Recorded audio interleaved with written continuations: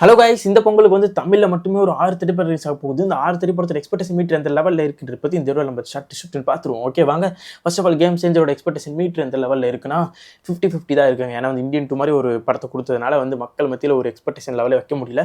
முக்கியமாக தெலுங்கு படம்ன்றதால, தெலுங்கு ஸ்டைலில் எடுத்திருக்க படம்ன்றதால ரொம்ப திணறாங்க இந்த படத்து மேலே ஒரு ஹோப் வைக்கிறதுக்கு. படத்தோட வேர்ட் ஆஃப் மவுத் பொறுத்த இந்த படம் கிளிக் ஆகுமா ஆகாதுன்றதை பார்க்க முடியும். வணங்கான் படத்தை பொறுத்த வரைக்கும் பாலா திரைப்படம்ன்றால இந்த திரைப்படம் பொங்கலுக்கு ஏற்ற திரைப்படமானு யோசிக்கிறாங்க. இந்த படம் வந்து அதே மாதிரி தான் எக்ஸ்பெக்டேஷன் மீட்டரில் சேருமான்றது தெரியல. அடுத்து வந்து நெசிப்பாயா, காதலிக்கு நேரமில்லைலாம் ஒரு லவ் கண்டென்ட். அந்த திரைப்படம்லாம் பொங்கலுக்கு எந்த மாதிரி இருக்க போகுதுன்னு தெரியல. தருணமும் அதே மாதிரி தான், எப்படி இருக்க போகுதுன்னு தெரியல.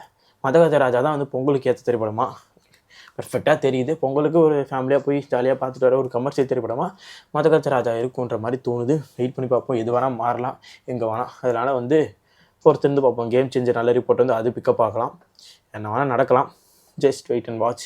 எனக்கு வந்து மதகஜ ராஜா தான் ஃபஸ்ட்டு ப்ரிஃபரன்ஸ், அடுத்து கேம் சேஞ்சர். ஆனால் கேம் சேஞ்சர் தான் ஃபஸ்ட்டு வருது.